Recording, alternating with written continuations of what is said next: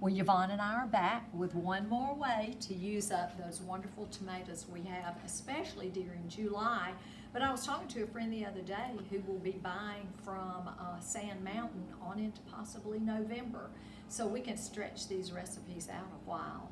One of the things I wanted to show you before we got into our last recipe is what we are doing with all of our scraps. This is my little compost bucket, and everything that we pared off and trimmed off of these vegetables, I'm putting in here. Keep it closed, good and tight, until we get it full. And last year, I learned from one of my master gardener friends, Dee Gilbert, how to in-ground compost rather than collecting in your pile. And all she did is every time she got a bucket full, walked out to her garden, went beside one of her rows, she dug a hole, she poured this in, she chopped it with her scoop, she put the dirt back over it and let it alone. That was so easy. We'll be doing that at our house this fall. But what we want to do for our last recipe is show you a tomato pie. And a lot of people do a tomato pie. We've learned a few tricks along the way, so I'll show you as we put it together. One of the things I learned, and Yvonne, you may have done some and done it differently, a lot of the recipes will tell you to salt your tomato slices and let them drain. I don't do that. Well, I Tell me if I couldn't need think to. ahead to Yeah. do that. So instead, I sliced my tomato and drizzled a little olive oil, went ahead and salt and peppered them, and baked them, really roasted those slices in the oven at 400 for about 15 or 20 minutes. And what that does, it keeps it from being so watery when you get ready to cut, because these tomatoes, You can do that with the fresh tomatoes. Yeah, The they're full of crust- water. The crust gets soggy and then it's not so good. and as you were telling me, what kind of nutrients are they full of? Because there's got to be a reason for all this madness. Well, that antioxidants, there's a heart-healthy antioxidant that's in tomatoes, and vitamin C in fresh tomatoes. Great source of vitamin C, but once you add heat, you lose your vitamin vitamin C. C. But you still have the antioxidant, and we're very health conscious Mhm. and want to be aware of good healthy eating. So. All right, this is an easy one also.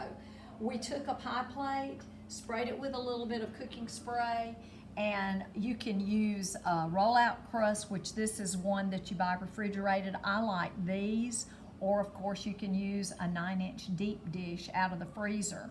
And all we're gonna do is Yvonne's gonna take these tomatoes, she's gonna lay them in the bottom of this crust. Just no particular method. You don't wanna dump them in, but if you lay them in like a layer, we wanna put our tomatoes in. These tomatoes are different colors. Do we have some of your special tomatoes?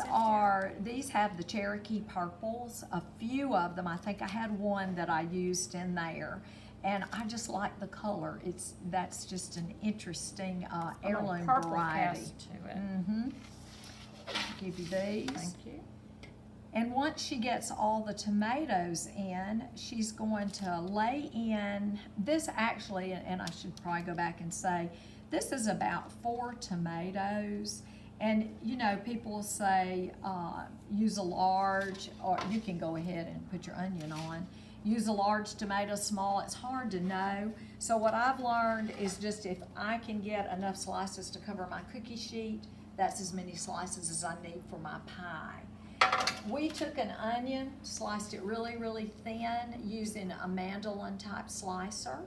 And that's probably about a half of an onion, wouldn't you say?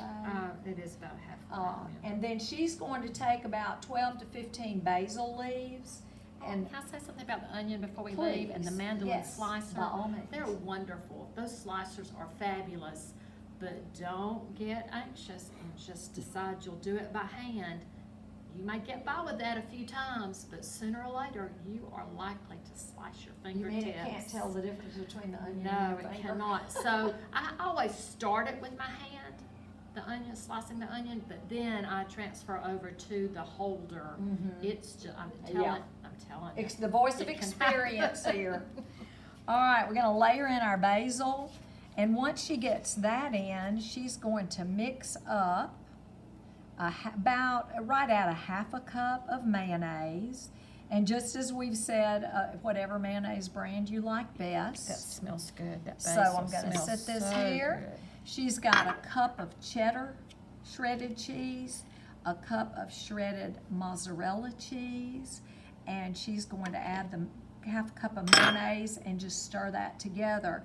One thing I did last week, I was making one of these and I did not have any fresh basil leaves.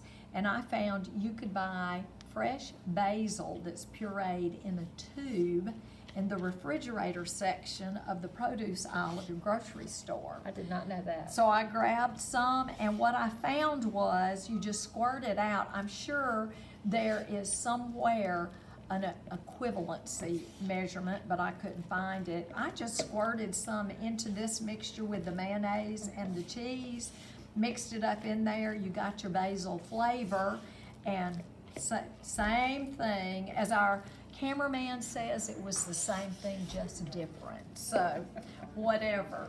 All right, once she gets that mixed up, I'm gonna step over. I'm gonna turn my oven on to 425. So, we've got bake, 425, and start.